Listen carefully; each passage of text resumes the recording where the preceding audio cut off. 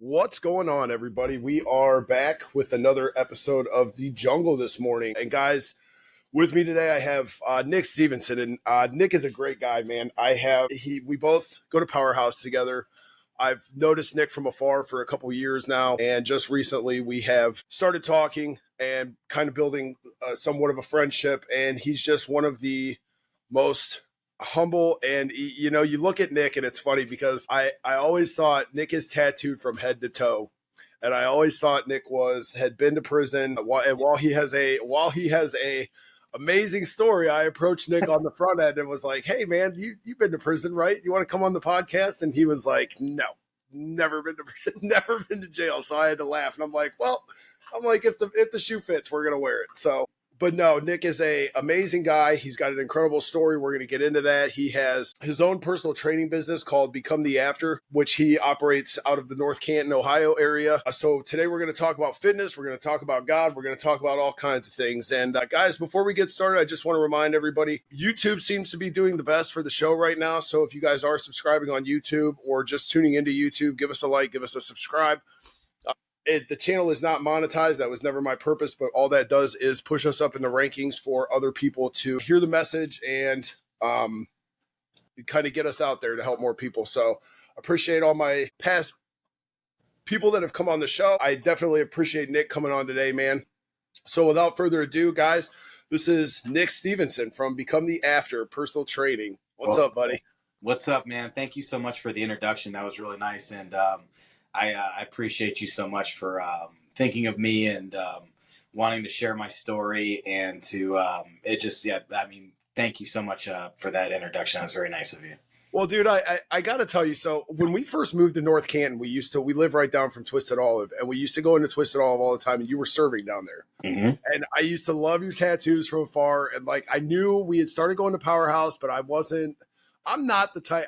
Sometimes I'm the type of guy that'll just walk up and strike up a conversation, but 9 times out of 10, I gotta like feel you out first. Same. But we've been going to Powerhouse for a while, man, and I'll watch you with other guys in the gym, like training, and it's always funny because when you're around, I like to pop my headphones off because I love how you talk and motivate some of your guys, man. Like you're not afraid to talk shit. You're not afraid to tell them they're messing up. You're not, and I love it. And so anytime I'm like within earshot of you, I'll normally like pop my headphones off and see what you guys are talking about or whatever. But you've always been you're extremely kind, and you are even more humble, man. Just the conversations that I've gotten to have with you, you're just an all around nice guy. And I love running into you at the gym. And like I said, I appreciate you coming on here because I think from what we talked about before the show, I think this is going to be a good episode. You have a good story. So let's get into it. Yeah. Let's go.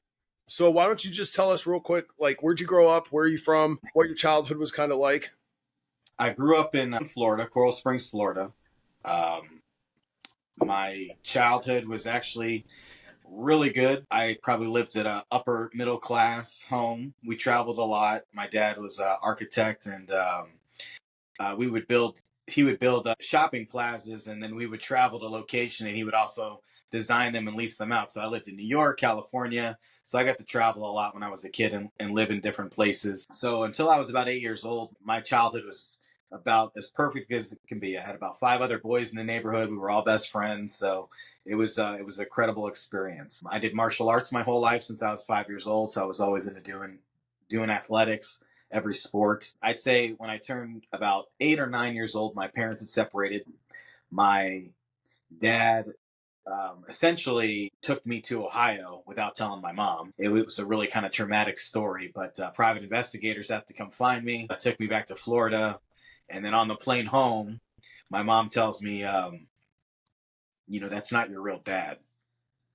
So that was pretty traumatic at the time. So I think I was going into 3rd grade or something, but it kind of felt like childhood ended at about that point. So you were about probably 7, 8 years old?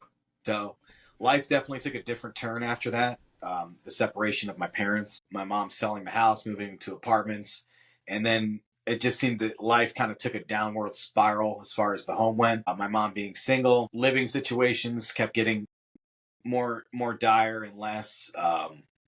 Getting into adolescence when having clothes and having those things became more important, I started getting less of it. not caring about school, just not having any direction.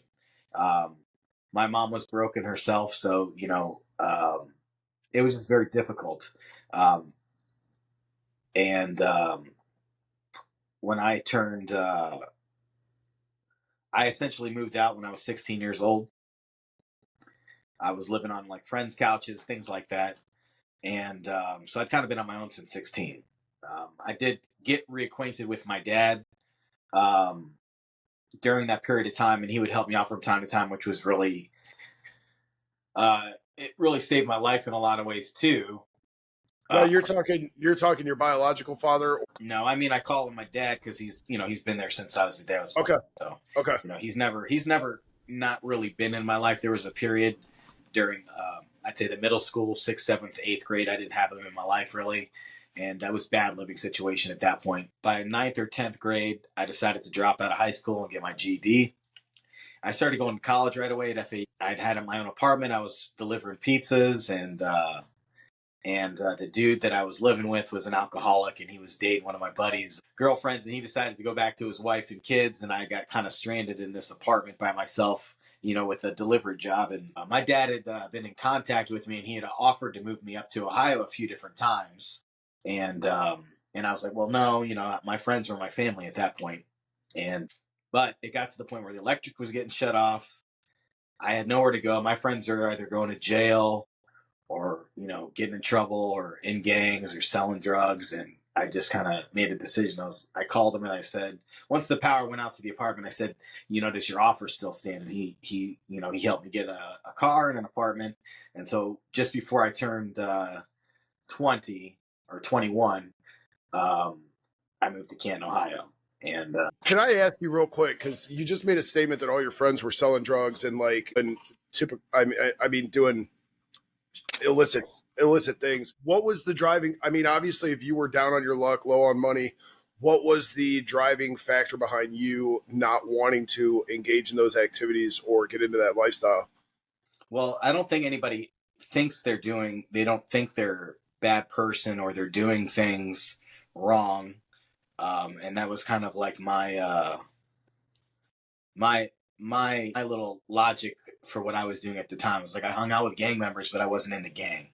Yeah, So I was like, well, I'm not in the gang. They're just my friends, but they're going to jail. They're getting arrested, yeah. and they're selling drugs. And I would smoke weed and do things like that a little bit. It wasn't really, but I had some bad experiences with that, so I didn't really want to do that anymore. And then I just kept seeing more and more people get in trouble and go to jail, and I didn't want that. And I just knew that I just had this feeling. I said that if I stayed, I was either gonna wind up dead or go to jail. Yeah. Cool. Okay, so So you move so your dad helps you move up to Ohio. Have you always lived in Canton, Ohio since then? there was 3 years I moved to Michigan near Detroit for work, and then I lived in Youngstown, Ohio for 3 years too. Good So old Youngstown. huh? Good Yeah, old worst Youngstown. situation to worst situation. Let's see how bad you Um, can really make it. right. Okay, so you move up to Ohio. You are how old at this point? I moved up here when I was 20. Okay, so you're 20 years old, moving up to a area you're not real familiar with, new location. What was your next plan of action? Like what did you get into at that point?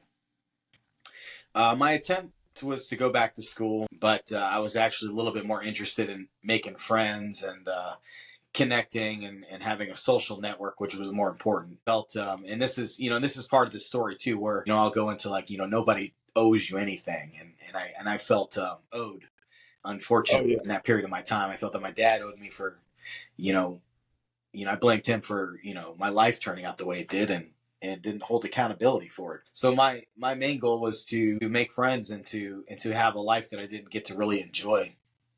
It's funny you brought that up, being that young of an age and feeling like you're entitled and feeling you're owed, man. That was a big part of my downfall early in life.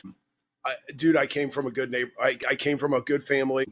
Mom and dad were together. It's not like they were separated. Dad worked for ODOT, owned some businesses. Like we didn't want for anything. And the older I got, I felt like I was more important than I was. I felt entitled to everybody just owes me because I'm me. And I always fall back on like it takes people a while to understand that yes, in your own mind, you're the center of your own universe, but you have to eventually learn how to like step out of that and look at how you're affecting other people Right. to grow. And I don't know if I'm not going to say it's not possible for kids that age to do that, because obviously it's possible. But for me, it wasn't. Like I was 100%. I'm the center of my own universe. I'm only worried about myself. I was selfish. I was, I was an asshole, man. But to be able to like finally step out and realize you're not the center of your own universe is a game changer when you start taking other people's perspectives into Sure. consideration. So, okay, you're And I didn't learn that, and I didn't really get that concept till way later. Oh, I didn't either. I didn't. Probably I almost literally. almost 40 years old almost. I was gonna say I was in my 30s. I had done prison time. I had finally like done like some deep diving on myself. I'd say honestly. So my wife and I have been together going on. She's gonna kill me because I'm gonna get it wrong. Going on like 8 years. But I'd say for the first five of those years, I was incapable of stepping outside of my zone too, and it caused problems in our relationship too. It's just been the last couple of years that I've gotten in the semi to where I've actually had to like sit with myself, my thoughts, my actions, and like do a deep dive on myself while I'm out there by myself for a week at a time. That I've actually like, I think I've grown the most. I've grown exponentially in these last couple of years because I have all the time in the world to sit and dissect why I'm thinking this way, why I did this, why, you know what I mean? All the whys and the whats. Okay. So what kind of work did you get into when you moved up here? So, like I said, when I was living in Florida, I had two different jobs at that time. I was basically delivering pizzas, and I worked for this little small Italian restaurant. The son owned it. The dad used to own it. The mom was the hostess. The sister was the waitress. So like they loved me there. I got to eat a free meal every day. I got paid under the table. I worked like 5-6 hours a night. So it was a neat little gig, and I did a little construction, hanging mirrors and things like that. But so when I got to Ohio, I always wanted to work in a restaurant because I wanted to, I wanted the social network. I wanted to make friends. Yeah. I wanted to, I don't know. In my head, I thought it was like the coolest job. And like I Hey wanted. man, I served. I used to love serving. It was one of the funnest jobs I ever had. Yeah, it trapped me. And when I first moved up here, I got a job, and I don't know if you remember it, but it's where Chick-fil-A is now. But there used to be a restaurant called Thirsty Dog. Okay. And they just it was like a brewery place, and they interviewed me, and I like lied and said, I was able to take like 5 tables at a time, which is like a lot. And so I was horrible. I should have been fired like a million times. I would forget to go take care of tables or ring things in. I don't know. I ended up learning enough at a certain period to kind of get it, but I was like, I don't know how they let it go because I was bad. And then I just kind of worked in restaurants. After that, I kept upgrading. I went to Carrabba's, which at that time was like the nicest place in the area. And then from Carrabba's, I did management and stuff and traveled a little bit and was opening up stores and learned how to bartend, got a little bit more acclimated to what it was about, and developed the skill set of a little bit of higher end status. And then I got a job at Gervasi Vineyard and really excelled there. And then I also had run the main property for a couple of years, and it just wasn't a good fit on everybody's part. So they let me kind of start serving again. And that's when I went to their branch restaurant, the Twisted Olive, and served there. And I was just able to make a good living doing it for what it was. Yeah. I was making more money than most people did. I worked a full-time job, and I was working 30 hours a week, and I was bringing home, pretty decent money to pay my bills and live on my own. But I wanted more. I wanted more out of life, obviously, and or maybe not obviously. Maybe some people are okay with that, which is okay too. But it, put food on the table, so I got no arguments with it. It just No, I'll tell you where I know where you were waiting at. Like I said, that's where I first, because I mean you're obviously you're noticeable with all the tattoos, and and you're in great shape. So I always, not to like, my wife always makes fun of me. She's like, quit man crushing on guys. I'm like, yeah, but if they're like, you know what I mean? But no, and I remembered seeing you, like I said, the first time I had ever noticed you was we had been to Powerhouse and you were at the Twisted Olive. And the Twisted Olive is a nice spot. And I got friends that have served down there. I've got friends that are currently serving at Gervasi's. You can make a hell of a living serving. So I've never deterred anybody or said, oh, no. hey, but I mean, there'd be times where it was like, this is just, I I had opportunities to get other jobs that maybe made the same amount per year, but I would have to work an extra 10 to 20 hours a week to Yeah. get it. And I was like, and I'd have to work. I Yeah. was like, No. So, this is nothing. All I get to do is sell some food and sling some drinks, and all I got to do is have a personality and be attentive. So I was like, nothing was able to get me to go past that. So the only thing that would have, I was looking for that other thing, but I wanted it to be financial. So if I yeah. was going to leave, it needed to be Worth way it. more than what I was making there, and then also something maybe I had more passion in. Yeah. So then, okay, let's get into that then, because you obviously started your own personal training company. So for those that don't know, it's called Become the After. Talk about what made you want to get into personal training. I mean, obviously it was the wanting. Well, I've always been interested in it. I just did not know that it was going to be something that was going to be financially lucrative enough for me to make a transition. So even in my early 30s, people say, why don't you train? And I'm like, well, I didn't have the confidence in myself to. I'm like, well, I see other guys that are in better shape, that seem more knowledgeable. I'm like, why would I do that if I know that there's many more other people that can do it that don't do it? Why would I step into that realm? Yeah. I feel like I wasn't the right guy for the job. I enjoy it and I have a passion for it, but I didn't think that was. I felt like there was other people better suited for it, so I just didn't have the confidence to do it. And how I ended up finally stepping into that realm is like I kept trying to find other jobs and things that I had passion for, and it just never was the right fit. And I was a fireman for a little bit on paper. I went to school for that and got certified, and I just didn't follow through with it and kind of let the card go and things like that. And it wasn't until COVID happened, I was just, they were really harping down on everyone getting vaccines and getting shots, and we're having to wear masks, and I just didn't like anything about it. And I Yeah. didn't like being forced. I didn't like being told to do something that if I wasn't sure about, or didn't feel it was necessary for me for the things that I research. My opinions are not, other people have different ones, and that's fine. Yeah. And that was kind of my thing. You do what you want to do, and I'll do what I want to do. Yeah. But that whole time frame was weird, man. It was just wild thinking back on everything that happened, just forcing that stuff down people's throats. And we won't get into it because, like you said, there's people that believe in it, and good on you. That's your beliefs. But I was on the same boat as you. I was very adamant of accepting some sort of new vaccine technology that had no scientific backing or any of that, and just here we're going to shoot you with this, and then Right. But your test subject number 436,000. they were being very aggressive as far as like where they stood as far as like what you should be doing, and I didn't like that either. And Well, and you were in the service industry at that point, so they were already shutting those down. So I'm and sure at that point, if you got a shot and I didn't, then you didn't have to wear a mask and I did. So I was like, yeah, well, that's kind of defeating the whole.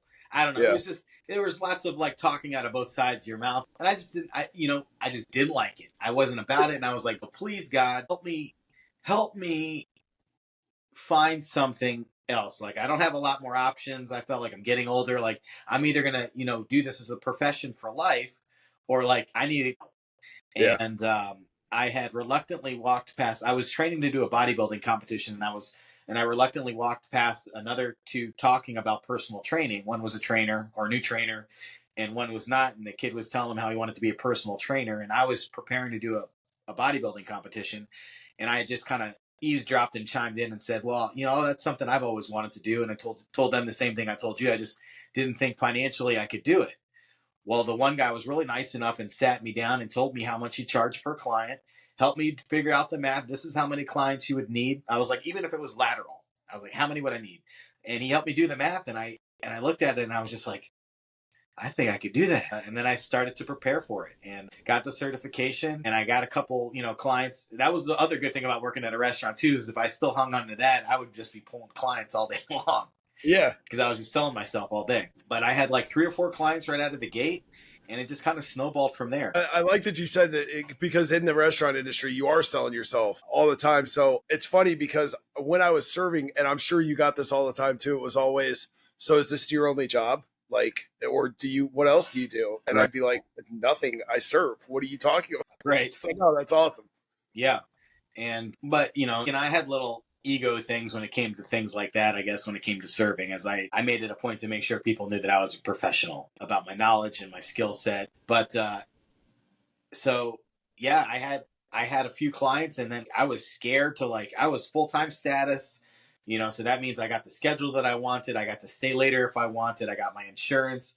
I got a lot of little perks that helped me make sure that I was making my status quo of what I wanted to make every single week, you know, Yeah. as far as the restaurant goes. So I got those clients and I was like, oh, this is great.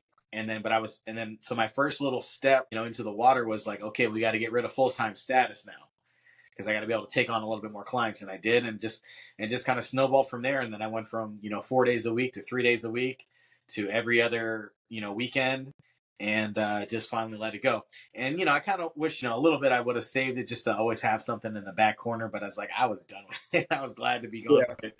But yeah, and then here I am, almost 3 years later, still training and doing my thing.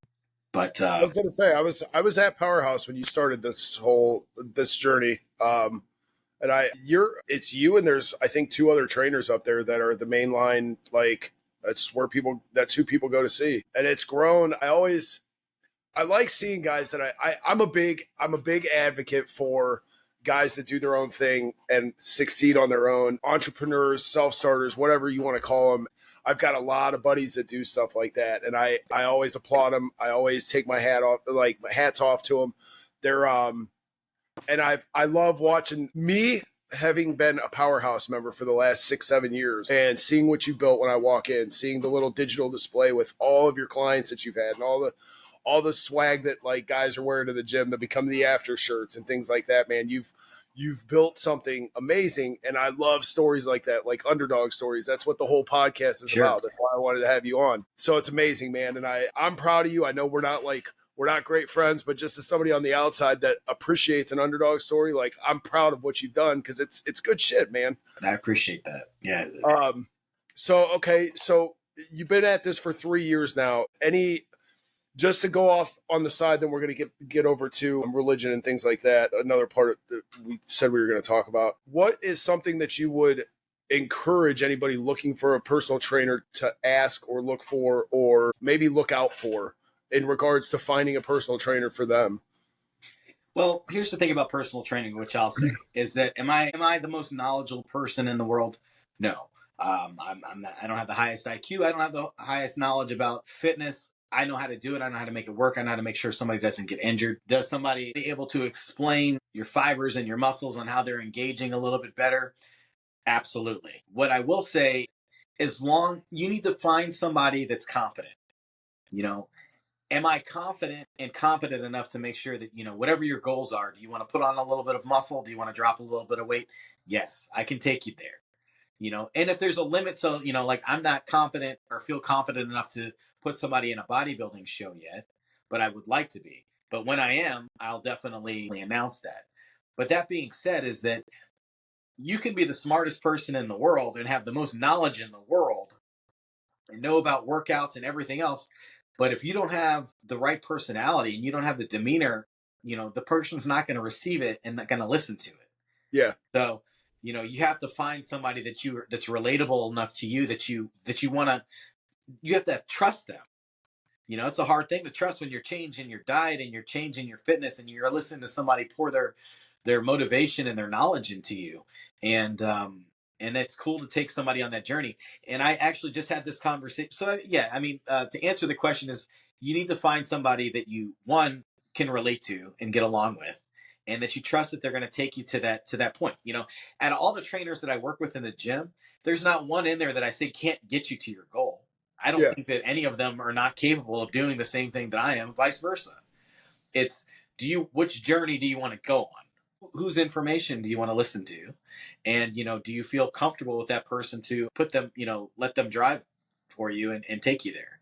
Yeah. And that's kind of like where I feel like the restaurant has always helped me in the personal training industry, is that, what I would tell people when I served, or a new server or somebody that's new into personal training, why are you busy? Why are you getting all these people? What are you doing that somebody else isn't? And first is confidence. You got to know what you're talking about. But Yeah. what I would say when it came to serving, it's like, well, if me and you are servers, you got the same uniform I got on. We sell the same food. We got the same menu. We got to sell the same wine. Everything is the same as far as what's at our disposal. So what is the difference? Why am I getting the emails? Why am I getting the regulars? Why are people asking me for my name? And why am I making the most tips? So it's what you're doing inside that box that makes somebody feel comfortable and relatable to, and somebody feels heard, and that's the other thing, you have to have compassion for other people too.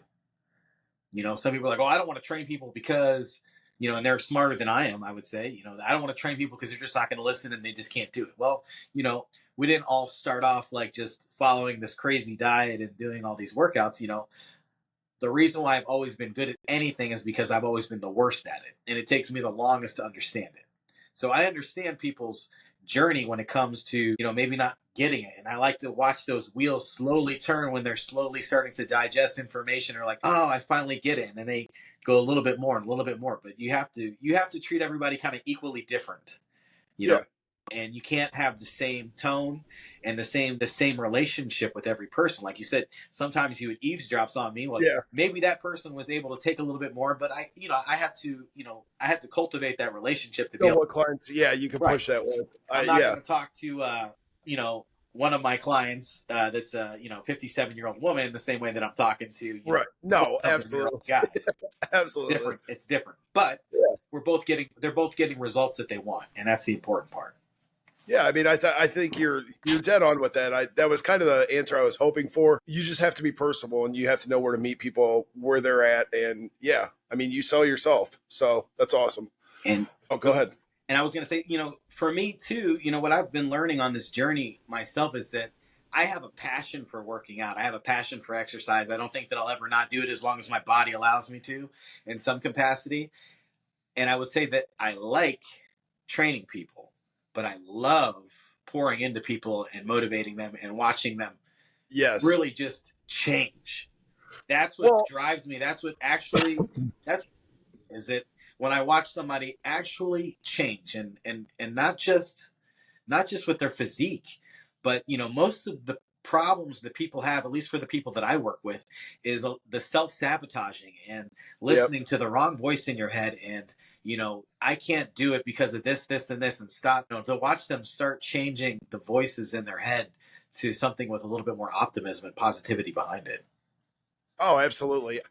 I that's part of the reason I do the podcast. I also have about, I'd say at this point, 6, 7 guys with weekly calls that I mentor to. Obviously, I don't charge anything for it. So if anybody's listening and needs somebody to talk to, somebody to vent to, whatever, DM me, my line's always open. But it's just what you said. It's giving back. It's building somebody else up. It's fulfilling for me to do that type of work.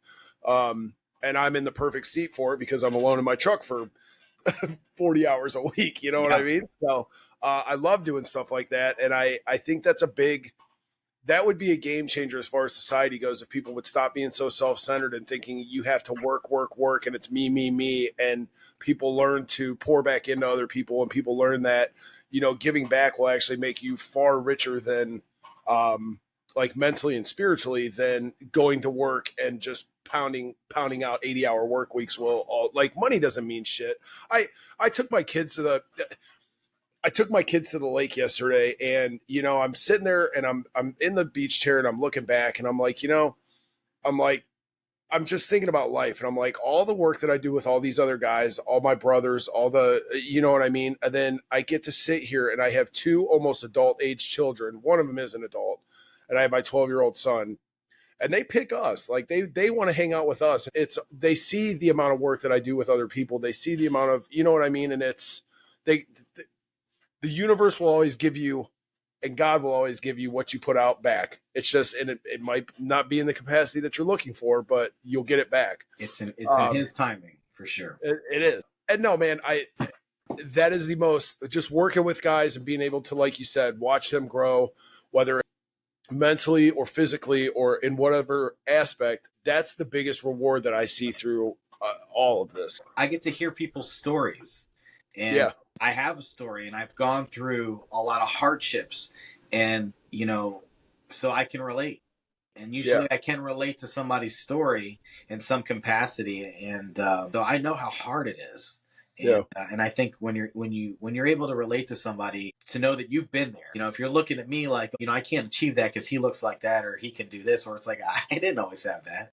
Yeah. I've gone through the same thing, same struggle, in some different capacity, but similar. Just watching people just slowly change and transform, it's a real blessing.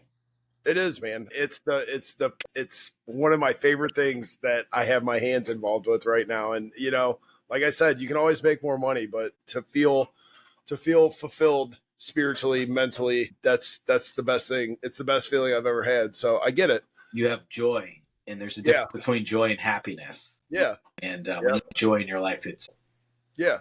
So, all right, talking about joy and happiness, let's talk about you and I had a real quick conversation before we started about just religion and God. And, most of the people that probably subscribe to this, at least those that know me, know that, like I said, my brother's a pastor. I have been very far turned off from religion for the past couple of years. I put man in front of God. Like you and I talked, I recently got back onto a new spiritual journey. I'm praying, meditating, having a relationship with God again. And it's been awesome. I have to say, the fact that I walked away from it and the fact that it's almost like that void. There's a void inside you that you don't know that that's the cause of it necessarily. And I went for years with that void. And now that I'm back, I'm like, oh, well, you're an idiot. You should have just kept God in the equation the whole time.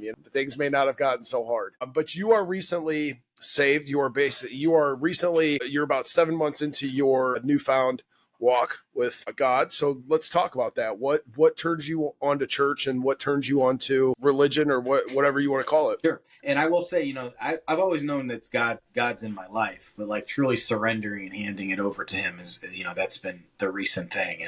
And we're in the past, and the thing about it is, like, even when He wasn't, or you said you weren't involved or doing what you should be doing, like, He's still there with you.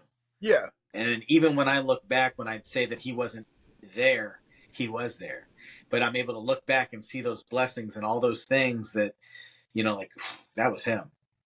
Yeah. Or, He helped me through that, even though I didn't recognize it. But that's what makes every day moving forward now better for me, because I'm able to recognize it.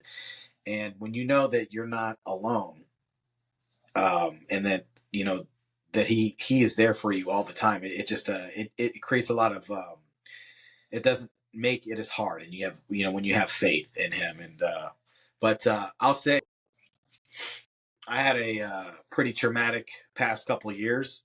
I would say I had a rock bottom moment, or I did have a rock bottom moment in my life. And, I had to, make a lot of decisions and changes in my life, and face, myself, and try to figure out, what is it about me, why I would do certain things, or behave a certain way. And if I was truly going to change for the people that I love, then I needed to, like, figure it out, and not just say I wouldn't do something again, or be a certain way, but like, you can do those things, for a while, and it'll be okay. But, whatever those triggers are, you don't know how to deal with them because of your trauma, then they're just going to happen all over again. So trying to navigate that, and trying to become a better version of myself. And I know that has always been my goal, is to grow and to give and to become the best version of myself. If you're the same person every year, like, I don't ever want to look back last year and say, oh, I'm the same guy I was then. I Yeah. always want to be doing more and becoming more and giving more. So I have this rock bottom moment, and I spent most of that year just trying to figure it out, and you know, to get my bearings again. I mean, it was horrible. I mean, I still deal with aftermath from it, in a sense, but, I was humiliated in a lot of ways. I disrespected myself, my family. I had, publicly have been humiliated, had to face it every single day. And as much as it was horrible, I'm thinking, and I hadn't surrendered myself to God at that point. But now when I look back, it's like, the only reason I was able to get through is because he carried me. But as I'm working on those things, I'm trying to look inward, and to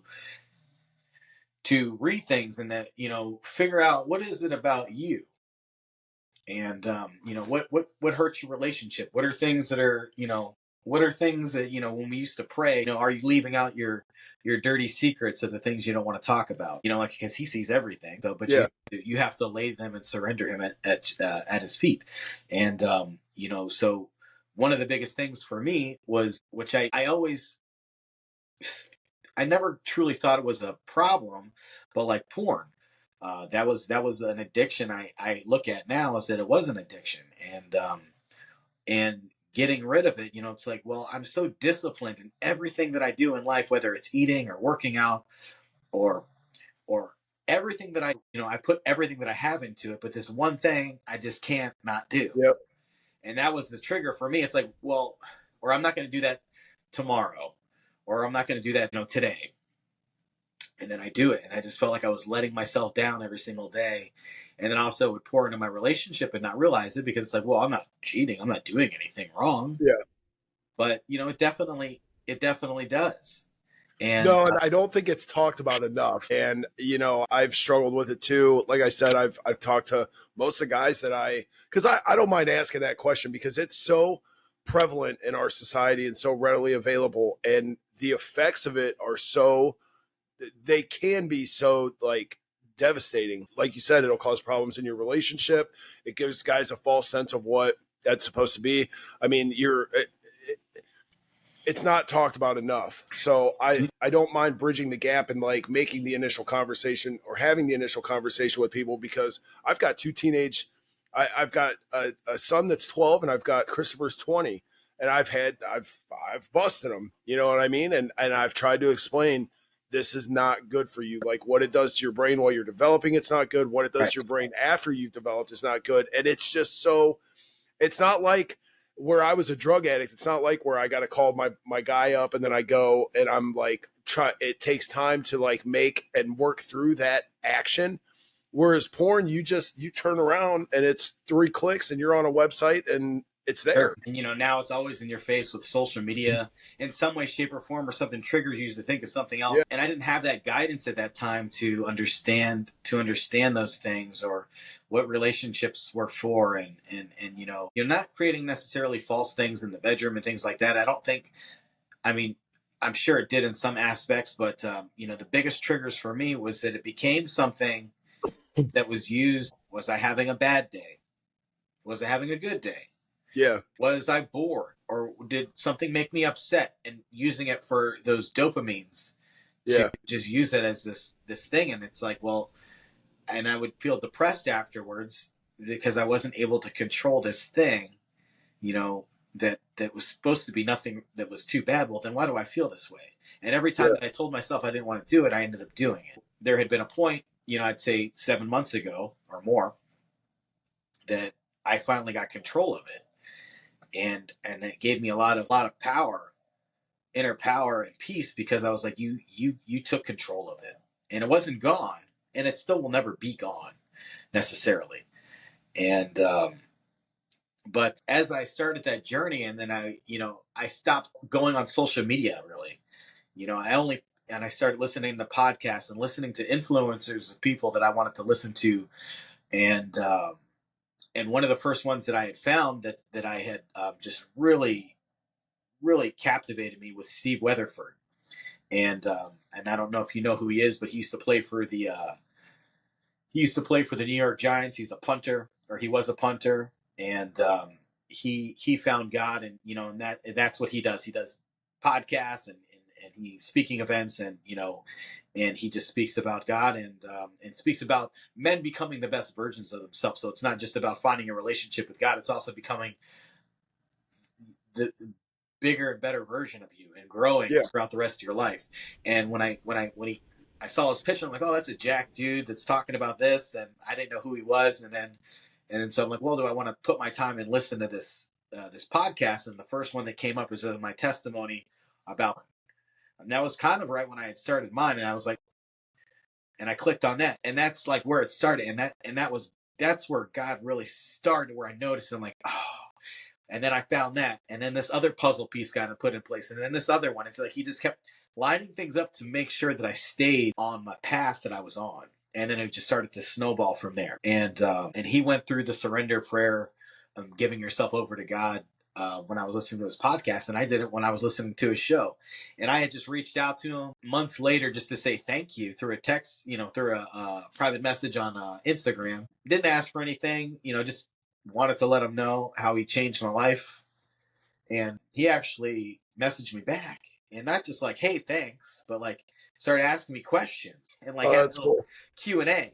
And I just thought that was so great, and that means and that just made me attracted to that person even more, was because they were exactly who they appeared to be, and they weren't afraid to talk about their testimony or talk about he had his demons in football, and how he even winning the Super Bowl was literally the worst day of his life.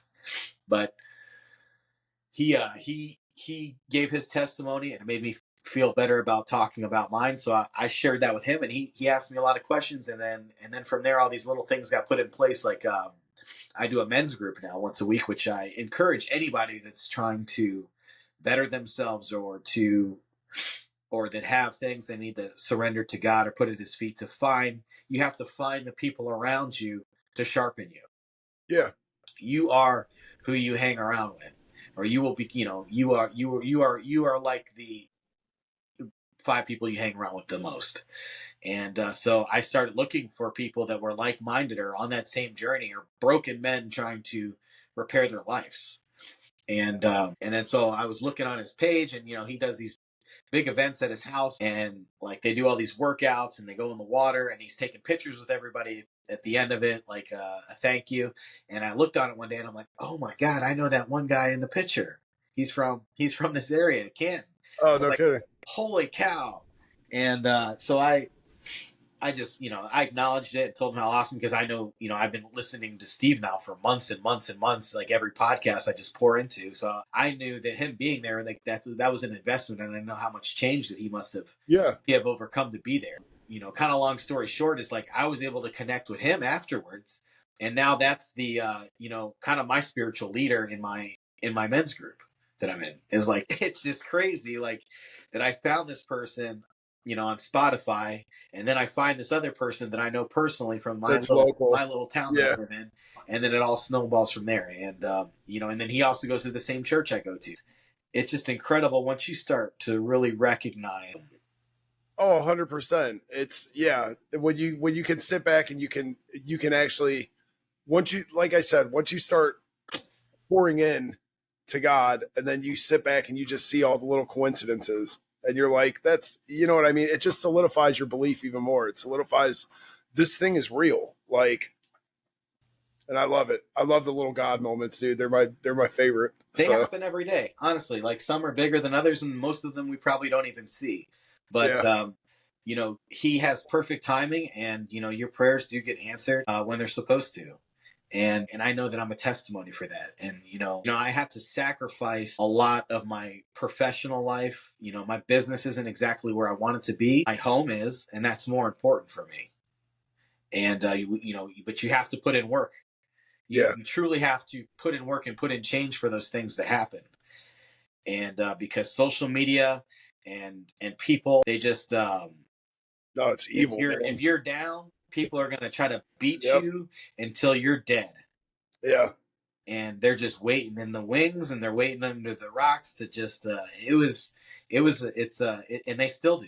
But I don't have anything to hide anymore, and I cleaned out my own closet in myself and in my soul. And the only person that I have to worry about is Jesus. And I know that other people have their own issues in life, and that I can walk around with my head up, knowing that not there's not a lot of people that are willing to put that kind of work into themselves, into their No. life, to overcome. The only difference is that mine got put on the front page. And if you dig into anybody's life, everybody has their things. And what I've learned during that process also is, when I hear stories or hear things, it's everyone deserves a little grace. Oh yeah.